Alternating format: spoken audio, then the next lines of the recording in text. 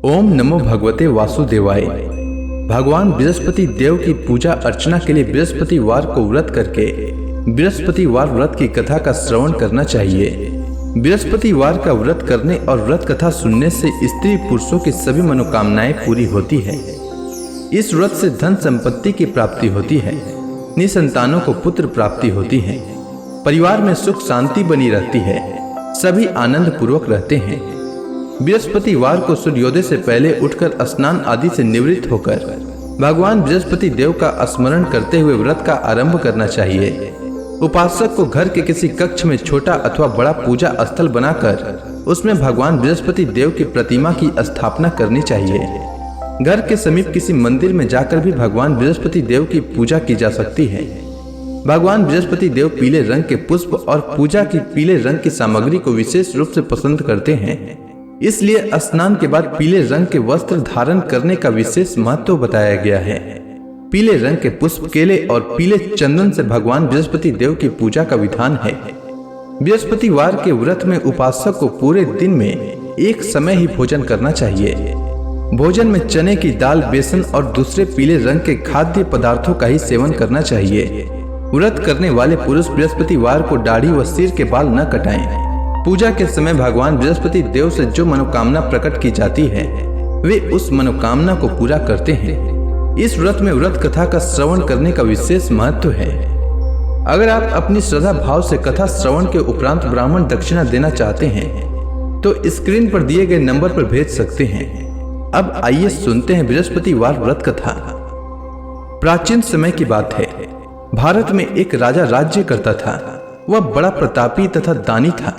वह नित्य प्रति मंदिर में भगवत दर्शन करने जाता था। वह ब्राह्मण और गुरु की सेवा किया करता था। उसके द्वार से कोई भी याचक निराश होकर नहीं लौटता था। वह प्रत्येक गुरुवार को व्रत रखता एवं पूजन करता था। हर दिन गरीबों की सहायता करता था, परंतु यह सब बातें उसकी रानी को अच्छी नहीं लगती थी। वह न तो व्रत करती और न किसी को एक भी पैसा दान में देती थी। वह राजा से भी ऐसा करने को मना किया करती थी। एक समय की बात है। राजा शिकार खेलने वन को चले गए। घर पर रानी और दासी थी। उस समय गुरु बृहस्पति साधु का रूप धारण कर राजा के दरवाजे पर भिक्षा मांगने आए।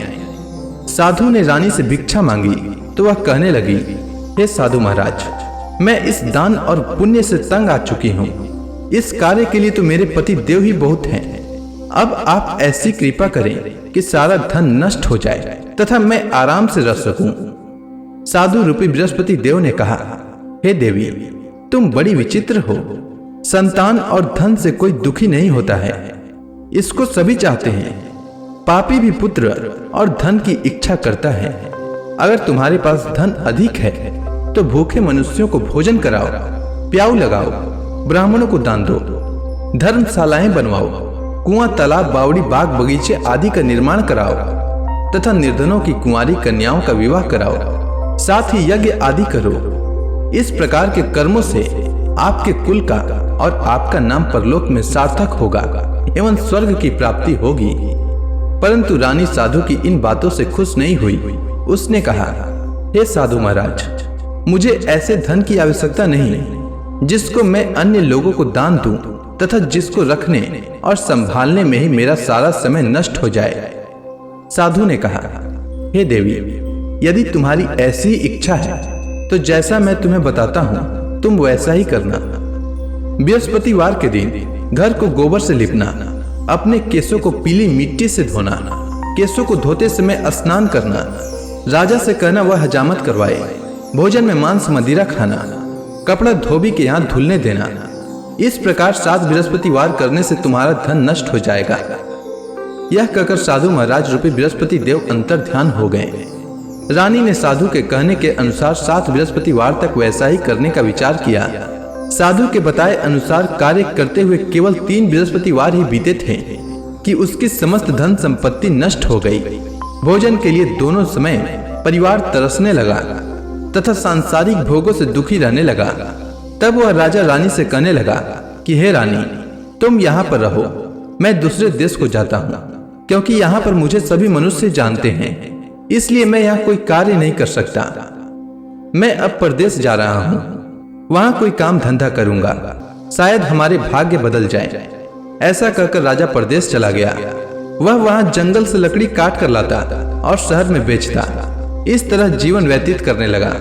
इधर राजा के बिना रानी और दासियां दुखी रहने लगी। किसी दिन भोजन मिलता और किसी दिन जल पीकर ही रह जाती।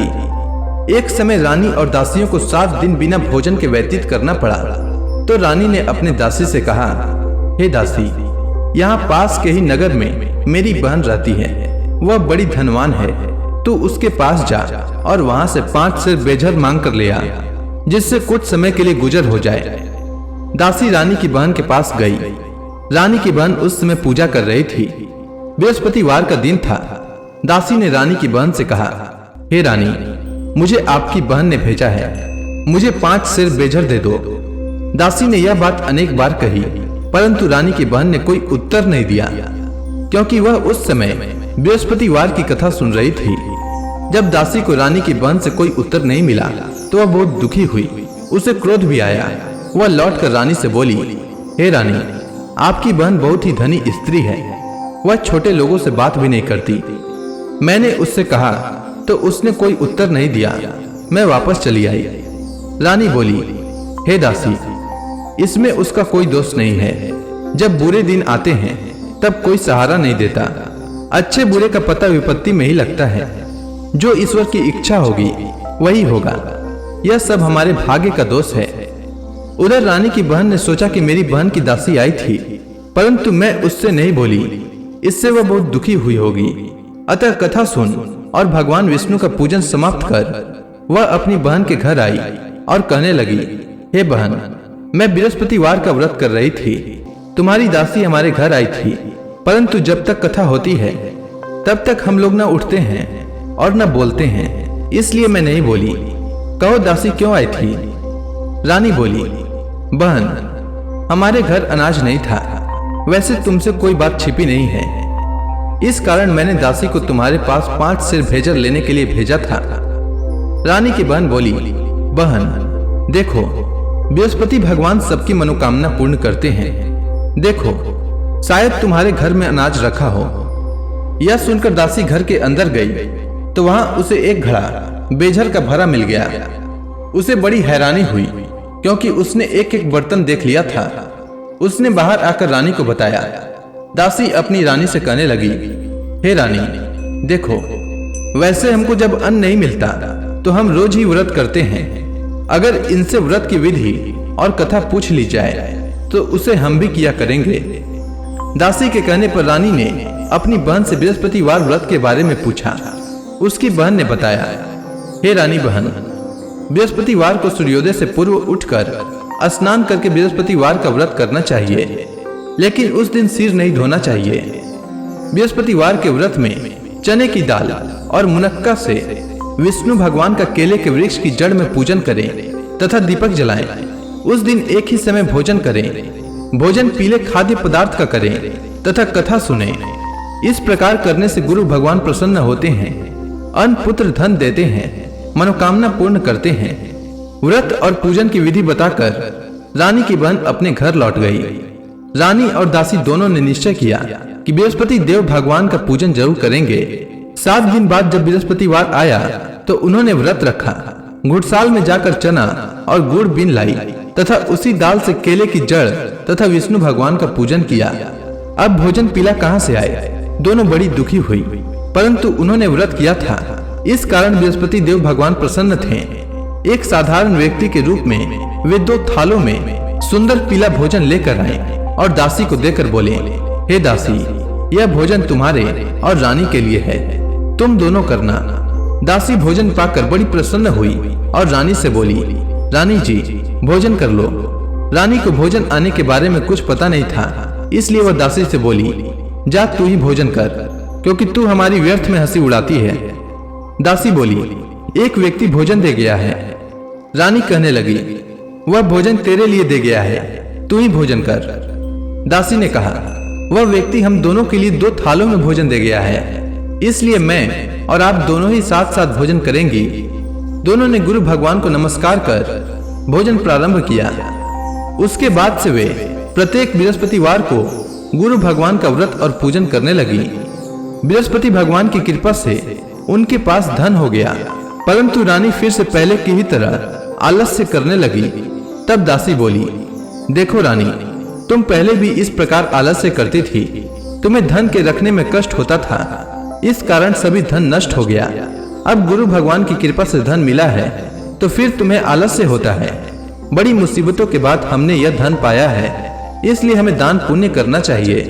तुम भूखे मनुष्यों को भोजन कराओ, प्याऊ लगवाओ, ब्राह्मणों को दान दो, कुआं तालाब बावड़ी आदि का निर्माण कराओ, मंदिर पाठशाला बनवाकर दान दो, कुंवारी कन्याओं का विवाह करवाओ।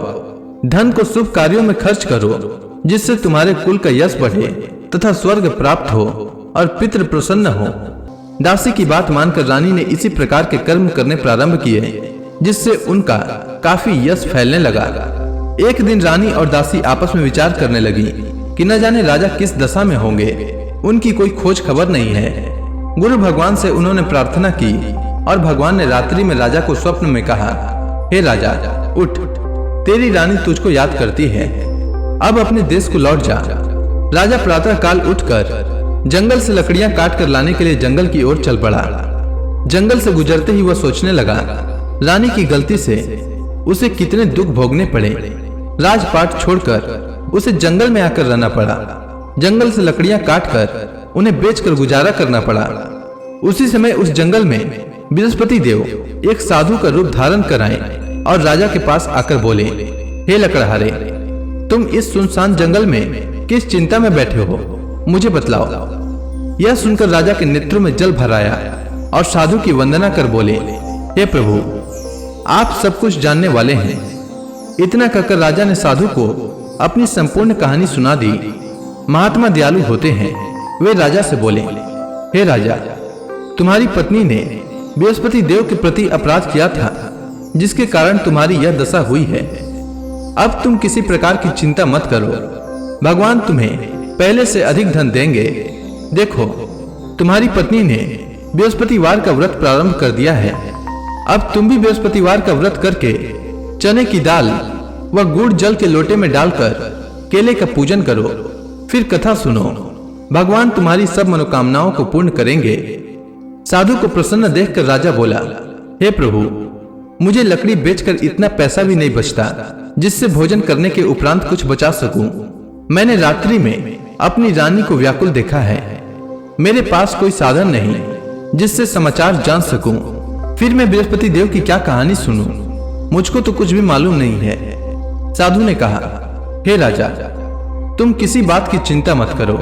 बृहस्पतिवार के दिन तुम रोजाना की तरह लकड़ियां लेकर शहर में जाओ। तुम्हें रोज से 2 गुना धन प्राप्त होगा, जिससे तुम भली भांति भोजन कर लोगे तथा बृहस्पति देव की पूजा का सामान भी आ जाएगा। इसके बाद राजा ने साधु के कहे अनुसार बृहस्पतिवार का व्रत किया। बृहस्पतिवार का व्रत करने से राजा के दिन सुधर गए। इसके बाद वह अपनी रानी के पास गया और फिर दोनों आनंद से जीवन यापन करने लगे। इसलिए सुख समृद्धि की कामना करने वाले मनुष्यों को बृहस्पतिवार का व्रत करना चाहिए और बृहस्पति देव की पूजा करनी चाहिए। साथ ही बृहस्पतिवार व्रत की कथा सुनना चाहिए। तो प्रेम से बोलिए विष्णु भगवान की जय, बृहस्पति देव की जय, समस्त देवी देवताओं की जय।